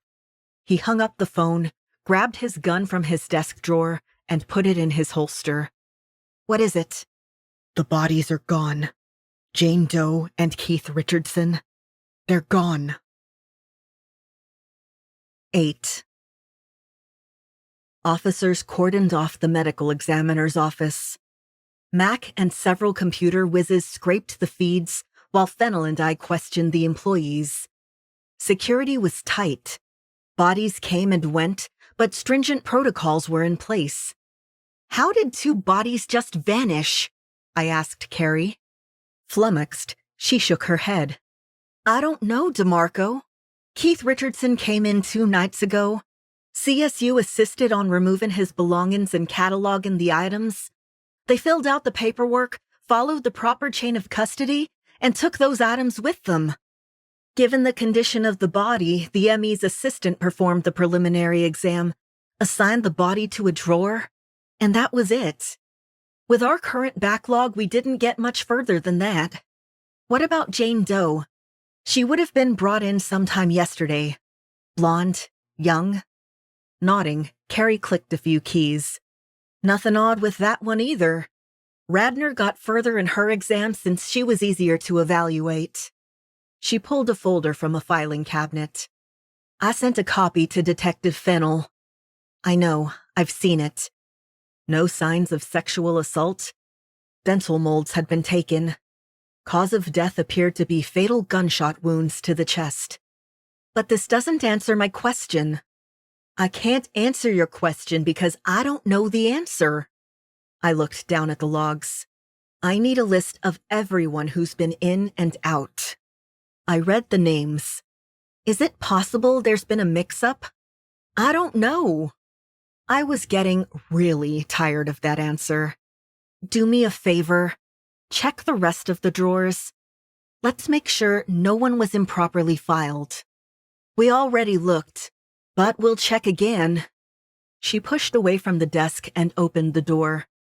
Fennel and Radner, the autopsy technician, were already double-checking the reports and contents of the drawers. Brad turned around at the sound of the door opening. He gave a slight headshake. Everyone else is present and accounted for. No extra bodies or incorrect bodies have turned up. He held up the fingerprint scanner. We're double-checking the tags just to make sure. It wouldn't hurt to call the mortuaries and crematoriums. According to this, several bodies have been picked up since Richardson and Doe were delivered. I'm on it, Carrie promised, stepping out of the frigid room. Mac's scrubbing the footage. And the other techs are checking the data for any anomalies. Is anything else missing? I asked. Radner closed another drawer. I don't know. That's not what I want to hear. I met Brad's eyes. When you're finished, meet me in the other lab. Let's make sure nothing else vanished. That seems to be the theme of this case. Carrie buzzed me into the office where files and evidence for processing were kept. Based on a brief glance, everything appeared to be in order, but appearances could be deceiving. I scanned the sheet for our case numbers and opened the drawer for the coordinating files. I found the fingerprint cards stuffed into the master files. Hey. Fennel rubbed his hands up and down his arms, trying to get warm. How's it looking? The files are here. I didn't see any notations on our contact lens question or hits on the dental records. Radner, where do you keep the dental molds? The assistant went to a high cabinet and rolled out a tray. Detectives, you're not going to like this. He stepped away to show us the empty slots. This wasn't a filing error. Brad examined the rest of the drawer, but everything else was where it should be. Who had access to this room? Radner shrugged. Only authorized personnel. I don't recall any visitors in the last couple of days. Have you been on second shift all week? I asked, and Radner nodded. All right, we'll have to check with first and third and see what they say. Brad? Carrie called, and we both turned to look out the open door. I just got off the phone with the chief. The feds were here yesterday. They took custody of 2 bodies late last night. Maybe they've taken over your case. No, they didn't. I held up the chain of custody form. If they did, where's the transfer order? Carrie shrugged. I'll make a call, Fennel offered. This didn't sit right with me. Not bothering to wait for proof, I headed down the hall and nearly collided with Mac. She had a tablet in hand and looked about as frantic as I felt. Who did this? I asked. She let out an uneasy laugh. You always make me feel like I'm late to the party. She held out the device. These guys came into the morgue right at shift change. With their cheap suits and sunglasses, you'd think someone would have found that odd. They timed it just right. I watched the 2 men enter a few seconds after Radner left. At that time of night, no one covered the desk. The men slipped into the morgue. Cameras didn't cover the autopsy room, but a few minutes later, they each rolled out a gurney, topped with a body bag. Right there. I pointed. How'd they get inside? They had an access card. Mac opened a second tab and showed me the logs. It's a duplicate of Dr. Emerson's card. How could they dupe the chief medical examiner's ID card? With the right equipment, they could have pulled the data remotely. You know, like credit card thieves. But this wouldn't just be numbers. They'd need to recreate the actual card or the strip. It could be programmed in, like the way hotels code their keys. Unfortunately, it's not as difficult to get your hands on one of those machines as you might think. Technology, gotta love it. I tapped the screen and let the security footage resume. So these 2 schmucks waltz in here, impersonate federal agents, and walk out with our jumper and his victim. Tell me you know who they are. Not yet. She paused the feed. But Dr. Emerson caught them in the act, and the exterior cameras got a good look at their van. She zoomed in. Government plates. This was making less and less sense. Are they real? I've already run them. She dug a slip of paper out of her jacket pocket. According to this, the van's registered to the local FBI field office. Before I could ask the obvious question, she said, I don't know, Liv. They might be feds, but why the secrecy? And why the sunglasses? They're not feds. Feds wouldn't use a cloned access card to steal the bodies. They'd come in, flash their badges, and take over like they always do. Fennel came down the hall. I just got off the phone. The Bureau doesn't know anything about this. The department liaison is checking with other agencies, but I doubt we'll get a hit. The case would be kicked without filing the proper documentation. I think we're dealing with a couple of body snatchers. You didn't happen to ask the Bureau if they were missing one of their vans, did you? I asked. Fennel quirked an eyebrow. I didn't know I was supposed to. Mac caught him up to speed, and when she was done, he whistled. Let's question Doc Emerson. I'll have a sketch artist meet us. Hopefully that'll be enough to ID these guys. In the meantime, I'll run this through facial rec. But with their reflective glasses, it won't be an exact science, Mac said. We probably won't get a hit. Do your best. I shook my head. Am I the only person who thinks men wearing sunglasses in the middle of the night is suspicious? No, but maybe Dr. Emerson isn't as observant as you are. Fennel passed along orders to a couple of nearby uniforms, said goodbye to Carrie, and led the way back to the car. Are you okay? I asked. Yeah, why? You were starting to look a little green. I know you don't like bodies or body snatchers. He graced me with a smile. I knew you'd think that was funny. You need to work on your material. Who has the time? He sobered. You're right, though. I don't like this part of the job, but no one does. He programmed Dr. Emerson's home address into the nav system. Apparently, we've graduated from missing persons to missing bodies. What's next? I don't want to know, but it better not be an alien invasion, or I'm blaming you. 9. It's done, the voice on the other end of the line said. He took a breath. It felt like the first time since he heard of Keith's demise. Are you positive the bodies won't be discovered? They've been disposed of. Nothing's left. We took the molds and wiped the system. No one will ever discover their true identities. You're in the clear. Excellent. What about the van? Did you have any problems getting it or returning it? Not one. The access codes you gave us worked like a charm. We got in and out and avoided the security cameras. And the front gate? He asked, fearing his 2 foreign associates could be identified. We did as you said and wore the costumes you provided. Suits? Sunglasses? Oleg laughed. We looked ridiculous, but no one thought anything of it. We wore gloves. We were careful not to leave any trace inside. Should they discover the van went missing for a few hours, they'll just think a couple of agents checked it out and forgot to fill out the paperwork. There's nothing to worry about. Your access codes and ID cards worked like a charm. All right, keep out of sight. I'll need you and Dmitri to guard the girls for the next few days. It'll cost you. I know.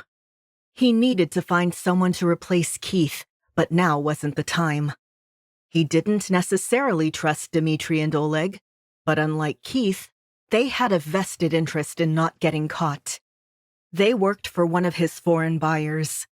Their boss was ruthless, an old-school Russian gangster who might have been former Spetsnaz or KGB, but it didn't matter now. The man had money and brought in a lot of business.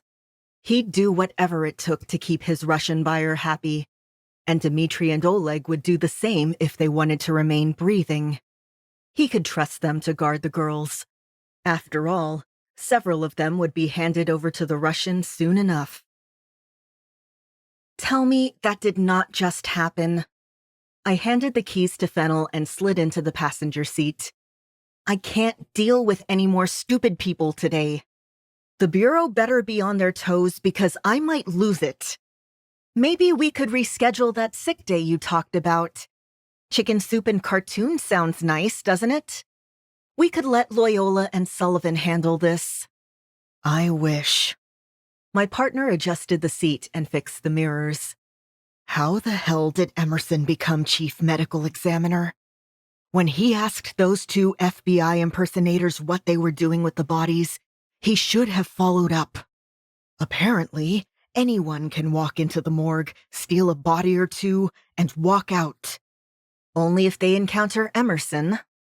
Yeah, because the chief ME's gullible enough to believe anything. I can't believe he didn't make sure the paperwork was in order before letting them take the bodies. It's unbelievable. The security measures, policies, and protocols in place are designed to stop this sort of thing from happening. Isn't Emerson aware of this? Did he even read the handbook? Probably not. I turned to face Brad. The FBI imposters knew this. They waited for security to be lax. I watched the footage. The guard who just came on shift stepped away for a few seconds to grab the logbook, and that's when they entered. And since it was after hours and the door was locked, the guard had no reason to think stepping away from his post would cause any problems. He didn't know these thieves had a freaking key. Emerson's key. More questions came to mind. They must have eyes inside the morgue. It's the only way they'd know the guard wasn't at his post. I sent a text to Mac with my suspicions. If the ME's office was breached, she'd discover it. Still, Emerson's to blame, Fennel insisted. They cloned his key. He must have done something stupid that gave them access. I know he's helped in a lot of our cases, but the guy's a moron. It's not what you know, it's who you know. Or who you blow. According to Carrie, I turned, shock and disgust on my face. Please tell me she doesn't have first-hand knowledge of Emerson's cunnilingus skills. Brad made gagging sounds. Ugh, Liv. I so did not need that visual. Ugh. He cringed and glared at me. You just torpedoed my sex life. The next time I see her, what do you think will go through my head? I don't need that imagery. Sorry. He growled at me and narrowed his eyes. What I was going to say, he shivered again, before you grossed me out, was, according to Carrie, Emerson's a savant when it comes to pathology. But he has zero common sense and is extremely gullible. Every April Fool's Day, they run a pool to see how long it'll take him to get the joke, but he never does. Is that why he works the night shift? To avoid dealing with people? It would also explain why I rarely encountered the man outside of court. Probably. I picked up the two sketches. Emerson's recollection provided additional details we couldn't get from the security feed, like the small mole below the guy's lip and the busted veins on the other man's cheeks. And their accents, although Emerson couldn't narrow it down to region or dialect, we knew they spoke with accents. He's probably a drinker. The doc? No. I flashed one of the sketches at Brad. Our chubby FBI impersonator. The other man was rail thin. I know who they are. Laurel and Hardy. Aren't they dead? Probably. But one's tall and thin, the other not so thin. They're both wearing suits. Can you think of any other duo who fits our description? And you say I need to work on my material. Ha. He blew out a breath. Fine. We'll go with Laurel and Hardy for now. Maybe the feds can shed some light on this. After all, their van got jacked. They'll want to get to the bottom of it. Of course, the FBI had no idea what we were talking about. When we started asking questions, an agent accompanied us to the garage. The van was parked on the end. I can't believe they returned it. I pulled a latex glove from my pocket and opened the rear door. No sign of either body. Fennel checked the plate and the VIN number against our intel. It's the same van.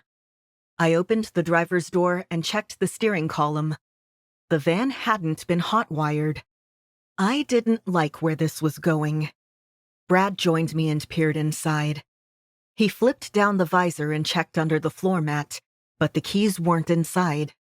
My partner turned to the agent assisting us. This van was used in the commission of a crime. I'd like to get it processed. I'd also like to know who had it last, and I'd like to see the security footage for the garage.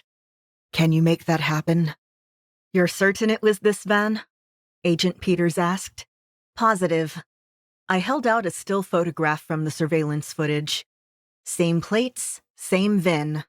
Son of a bitch. Peters circled the vehicle. Yeah, I'll get right on this. Let me get authorization. Wait here, detectives. While we waited for Peters to return, I looked around the garage. It was a far cry from PD's motor pool. It should have been nearly impossible to steal a van, and even more difficult to return it without authorization. This read like an inside job. The garage was beneath the federal building. The entire area was under surveillance. Agents were stationed at the entrances. No one could get in or out without credentials or authorization. That realization left a growing unease in my mind. Are you sure no police agency took jurisdiction of our case or our victims? Fennel blinked a few times. He saw the same things I did. They all denied it. Unless Richardson or Doe were assets or undercover agents, they'd have no reason to lie about it. Captain Grayson said he'd make sure we weren't getting the runaround. It looks like we are. Agent Peters returned with another man he introduced as Director Kendall, the head of the field office. We shook hands and updated Kendall on the situation, hoping he'd clue us in as to how or why someone took possession of an FBI van and absconded with 2 bodies. I'm sorry, detectives. It wasn't us. Kendall frowned. We'd prefer to investigate this matter ourselves. However, I've spoken to the police commissioner, and we've agreed to a joint investigation. When these bastards stole our van, they dragged us into this. I don't want to step on any toes. I just want to know how 2 men came into my garage, borrowed my van, and returned it without anyone noticing. Send a team to help us process and evaluate the scene. We'll share our findings. I'd appreciate it if you do the same. Thank you, Director. Fennel nodded while I made the call. Once a team of police investigators arrived, Fennel and I left the federal building more confused than before we arrived. Why would someone steal the bodies? What were they trying to conceal? And how did this connect to our 4 missing women? The only people with direct access were federal agents. I didn't like where this investigation was heading. Our suspects knew when to strike. They knew the security weaknesses at the ME's office. They knew how to get an official van from the federal building without being caught or questioned. And they returned it, so no one would know. Brad glanced at me. Someone on the job made those bodies disappear. It's the only thing that makes sense. All right, why do it? Richardson killed Doe, then himself. What did Laurel and Hardy think we'd find on the bodies? Drugs? I speculated. I didn't know what else would be uncovered in an autopsy that we didn't already know about. Maybe, but with the way our jumper went splat... Fennel's words brought the image back into my mind, and I inhaled sharply. If he was a mule, the balloons would have ruptured. There might be trace in the blood and tissue samples taken. Do we still have those? The FBI imposters, or whoever the hell they are, they stole the dental molds. I'll check when we get inside. Fennel pulled into a space and grinned. But I bet that's why they took the bodies. They don't want us to identify them. It's why they stole the dental molds and wiped the search. But why? Even as I asked the question, I knew this had to do with the reason Richardson jumped off the roof. Someone orchestrated all of this. The abductions, the murder, and stealing the bodies, and whoever it is has power. And he wants to cover up his involvement. Like a dirty FBI agent? I don't know. But it's someone at the top of the food chain. We need to find out who.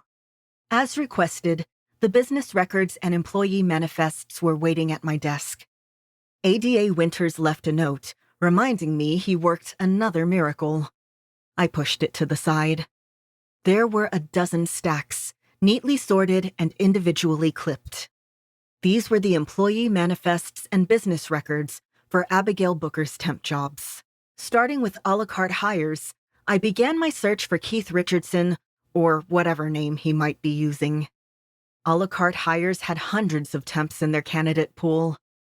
This would take days to properly assess, but to save time, I sorted the stacks, removing anyone who fit Keith Richardson or Jane Doe's description. Since Richardson didn't work for a la carte hires and wasn't listed in their pool, I moved on to sorting the remaining records in chronological order, from Booker's most recent gig to her least recent. But none of them looked promising. Nikki said Abigail met Keith only a few days before she disappeared. It was unlikely they crossed paths more than a month ago. Luckily, Winters convinced a judge to compel Rogers and Stein and several other offices in the vicinity to hand over their records in regards to Jane Doe's murder. Since the receptionist thought she recognized Jane Doe, Winters convinced a judge that was enough. I organized those business records by location and proximity to the body and started at the top. My gut said the modeling agency was our best bet, but gut instinct wasn't enough to get warrants or make arrests. So I took my time. The answer was here. It had to be.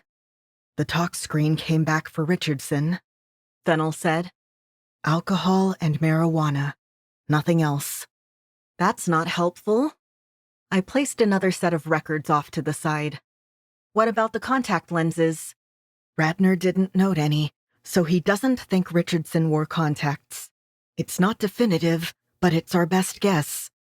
However, if Richardson had his eyes open on the way down, the force of the wind might have displaced the lenses in his eyes and...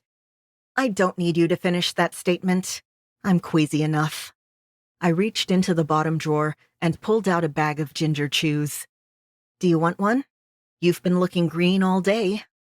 No. Fennel reached for a stack of files. Until Mac or the crime techs find something, I might as well help with the paperwork. We have plenty to keep us busy. I'm just checking the records for any employee who matches Richardson or Doe. You think Abigail Booker worked with Jane Doe? I have no idea, but that's never stopped me before. We spent hours combing through the files and data. Only a handful of companies took employee photos. None of them matched anyone of interest.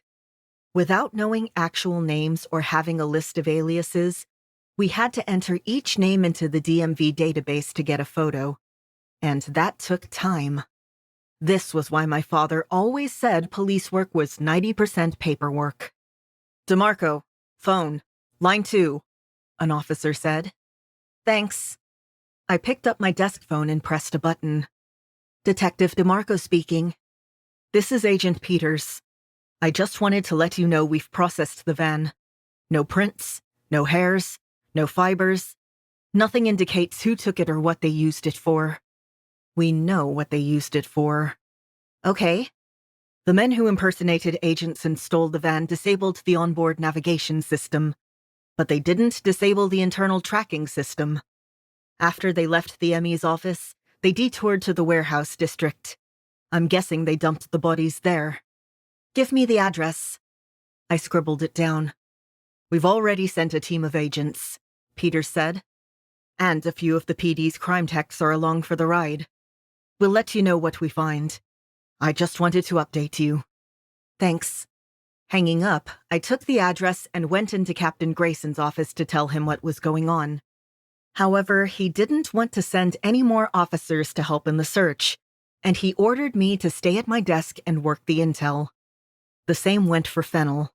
Apparently, I was in the doghouse. By the time I looked up from the paperwork, I couldn't even see straight.